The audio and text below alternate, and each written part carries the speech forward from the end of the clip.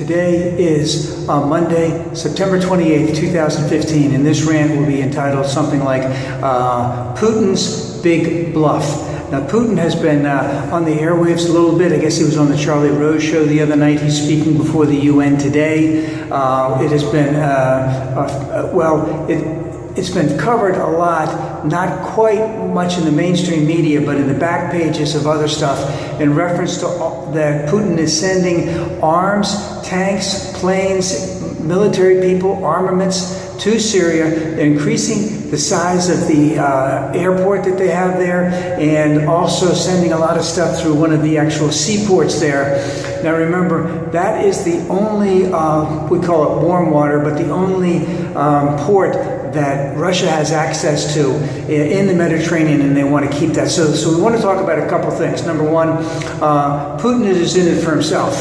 He needs to protect himself first before he protects al-Assad. And that means if something is going to happen to al-Assad, he wants to be there and exert his influence so he can keep and maintain those support, those ports and that airport. And the second thing is, in lieu of one way of doing that, sending some people there, indicating that he wants to fight ISIS and fight ISIL, fight Daesh over there to help out Assad. Now, one other aspect of all of this, or a big aspect of all of this, is that Assad and the civil war that's been going on there has been going on for about 4.5 years. Assad has committed atrocities. Assad has fired on innocent people that were unarmed. He has used chemical weapons. There's no reason why the United States and any other Western ally, and talking about what's going to happen there, would want him to stay. However, there's no replacement. There's nothing there at all that could possibly replace him. And one of the reasons why Putin is there is to guarantee, or to try and guarantee, that al-Assad will stay in power through this whole thing after he defeats ISIL, Daesh. Now remember, this ain't going to happen because he's only got a couple hundred troops there. And even if you send 10,000 troops like Billy said, that's all the United States needed to take there, they'd be in a quagmire just as we were in Iraq, if not as bad, possibly even worse. And of course, the Russian military really is not behind it. So what is behind? Well, so we understand that he needs a warm water port. He needs an airport down there to continue his reign of influence, just to say. But things haven't been going well for Putin lately. Number one, the whole thing in Crimea, that's pretty much over, but who knows how long that'll stay under the influence of the Russians, because Putin is quietly disbanding the Russians who are in the Ukraine. Now, is it stopped? No, it hasn't stopped. Will he still probably send other people in there at times? Sure, yeah, he could easily type to do that. But it's starting to wear thin. Now, remember also, Putin not only has the reins of power, he's gotten rid of a lot of his opponents, political opponents, and a lot of people in the judiciary, not the judiciary, journalists. He's gotten rid of a heck of a lot of them. He has taken over the reins of power of the media in a lot of areas in Russia, so that they only get what he is broadcasting. However, at the same time, Putin is in a world of trouble, in the sense that in the last quarter in Russia, their GDP went down 4.6%. In the next quarter, it's estimated that their GDP could go down to 6%. They are getting about half of their exports or more are coming from oil and other minerals, and oil and all other minerals, including gold, have taken a tremendous hit, and that the Russians are now taking some money out of their sovereign wealth fund to pay for all of that. And they might be chopping off a little bit more than they can chew right now, because they don't have a good way, they don't have a strong industrial base and it's going to be hard for them to bring that type of thing up, which would help them in the long run. And I don't even know how aggressively they're trying to do that.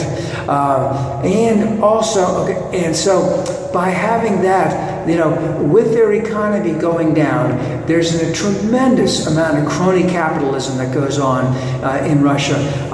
Putin was just a lowly spy at one point in time, and now he's been the head of Russia for 15 or so odd years, and suddenly a billionaire with about $10 billion or so. So he got his stuff, and a lot of his buddies that helped him get that stuff, they got a lot of good stuff by getting a lot of no-bid contracts, let's say, for the Sochi Olympics and some other stuff. So crony capitalism, cronyism is all over the place. It's rampant in Russia.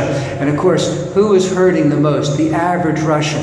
And what has Putin seen? He has seen Omar Gaddafi go down, who ran the country by himself, no legislature, so to speak, and the possibility that al-Assad in Syria could go down. So he needs to find a way to protect himself, and what better way to protect himself than to make it all about him trying to help out the world and to help out everything else. And also remember at the same time that right now Russia, the ruble is down about 43% to the U.S. dollar. Of course, and we trade oil in dollars. And there still are sanctions going on in Russia for their involvement in the Ukraine and the Crimea. So Putin can't help himself by wanting to be a military commander or war leader or all that other kind of stuff. He can't help himself by robbing his own country blind by taking wealth from the average person and putting it in his pocket and putting it in all of his friends' pocket, and thereby also making it so that other people who are in a position of authority, who aren't getting paid very much, have to take it from everyone else. They have a declining population. They have problems with Muslims in various areas of what wasn't the Crimea, it was the Chechnya, where they had a lot of problems with that. So there's a lot of bluster going on with Putin as being a secure leader in his own country. He's doing everything he can to protect himself so he won't end up like Gaddafi, or may not end up like Assad in Syria, because 4 years of civil war in Russia would be a terrible thing for the world, and especially for Putin. So he's exerting his muscle where he has to. He's dipping into his sovereign wealth fund to protect things. He's keeping his crony capitalists happy so that he can get his, and two, stay in power. He's trying to act like he's some big player on the world stage, and all of this again, is the emperor has no clothes, but. People are keeping track of all this, and as long as there has not been some type of revolution, revolt, something going on in Russia, he's safe for now, but he's looking over his shoulder every single day.